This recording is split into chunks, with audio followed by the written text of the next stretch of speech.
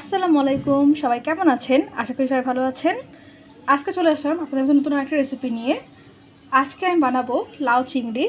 তা দেখতে পাচ্ছেন আমি এখানে লাউগুলোকে এই শেপ করে কেটে নিয়েছি এবং আলুগুলোকে একটু লম্বা লম্বা করে কেটে নিয়েছি। চিংড়ি করতে আমাদের আরও কিছু উপকরণ লাগবে, সেগুলো হচ্ছে এখানে আমি নিয়েছি আদা বাটা 1 চা চামচ, রসুন বাটা 1.5 চা চামচ, পেঁয়াজ বাটা 1 চা চামচ, হলুদের গুঁড়া 1/2 চা চামচ এবং শুকনো মরিচের গুঁড়া 1/4 চা চামচ। এখানে শুকনো মরিচটা খুবই অল্প ইউজ করছি, কারণ আমরা এখানে কাঁচা মরিচটা ইউজ করব সেটার জন্য। তো এখানে আমি একটা পেঁয়াজ একটু কুচি করে নিয়েছি, এটা মাঝারি সাইজের পেঁয়াজ। এখানে আমি নিয়েছি কাঁচা মরিচ 8 থেকে 10টা, মাঝখান থেকে ফেলে নিয়েছি। সেই সাথে আমাদের যেহেতু লাউ চিংড়ি, তাহলে চিংড়ি মাছ তো লাগবেই। এখানে আমি গুঁড়া চিংড়ি নিয়ে নিয়েছি। তো আমি এই উপকরণগুলো দিয়ে আজকে লাউ চিংড়িটা তৈরি করব। সেই সাথে আমাদের লবণ এবং তেল তো লাগছেই। লাউ চিংড়ির প্রিপারেশনে চলে যাচ্ছি। এখানে আমি প্যানে দিয়ে দিচ্ছি তেল।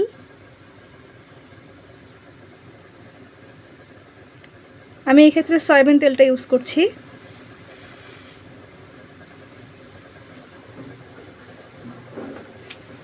এখন দিয়ে দিচ্ছি ঝাল পেঁয়াজ।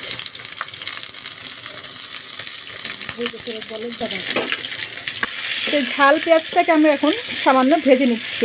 ভাজার সময় আমি এখানে সামান্য লবণ দিয়ে দিচ্ছি 1 চা চামচ। এটা স্বাদ অনুযায়ী যার যার পরিমাণ মতো নিয়ে নেবেন লবণটা। পাচ্ছেন আমাদের ঝাল পেঁয়াজটা সামান্য নরম হয়ে এসেছে। এই মুহূর্তে আমি অ্যাড করে দিচ্ছি মশলাগুলো। এখানে আদা বাটা, রসুন বাটা, পেঁয়াজ বাটা, শুকনো মরিচের গুঁড়া এবং হলুদের গুঁড়াটা আছে। এখন এই মশলাগুলোকে পেঁয়াজের সাথে, ঝাল পেঁয়াজের সাথে কষিয়ে নিব। তো মশলা কষানোর সময় আমি পানি অ্যাড করে দেবো সামান্য, না হলে মশলাটা পুড়ে যাওয়ার সম্ভাবনা থাকে।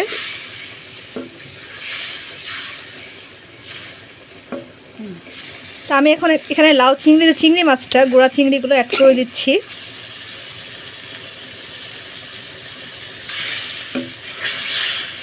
আমি চিংড়িগুলোকে মশলার সাথে কষিয়ে নিব। আমাদের এখন দেখেন চিংড়ি মাছ দিয়ে মশলাগুলো কষানো হয়ে গেছে, তেল ভেসে উঠেছে। তো এই মুহূর্তে আমি অ্যাড করে দিচ্ছি লাউ এবং যে আলু কুটে রেখেছিলাম, লাউ এবং আলুর যে মিশ্রণটা সেটা।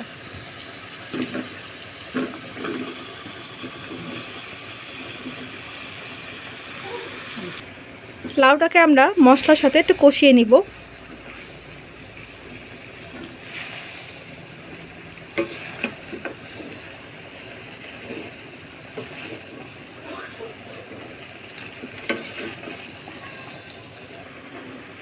তো আমি এখন লাউয়ের মধ্যে সামান্য পানি দিয়ে দিচ্ছি। পানি দিয়ে ঢেকে দিব। তো লাউটাকে ততক্ষণ পর্যন্ত কুক করতে হবে ততক্ষণ পর্যন্ত সিদ্ধ না হয়, মানে পুরোপুরি সিদ্ধ না হলেও হাফ সিদ্ধ হতে হবে। ততক্ষণ পর্যন্ত পানি দিব এবং নাড়তে থাকবো। ওটাকে চেক করছি আর একবার। তো দেখতেই পাচ্ছেন আমাদের লাউ থেকে অনেকটা পানি ছেড়েছে। এই পানি দিয়ে মেনলি আমাদের লাউটা কুক হবে। তো পানি শুকিয়ে যাওয়া পর্যন্ত আমরা ওয়েট করব। পানি শুকিয়ে গেলে আবার আমরা পানি দিয়ে কষিয়ে নেব। হালকা পানি দেবো, বেশি পানি দিব না।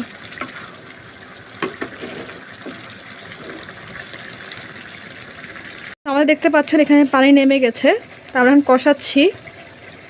সামান্য পানি দিয়ে আবার ঢেকে দেব পুরোপুরি সিদ্ধ হয়ে যাওয়া পর্যন্ত।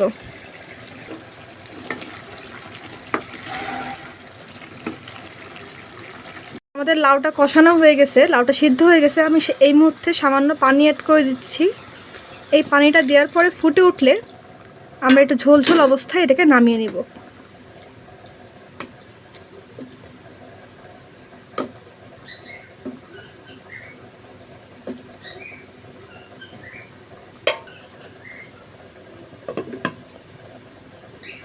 এখন 5 মিনিট ওয়েট করছি পানিটা ফুটে ওঠা পর্যন্ত।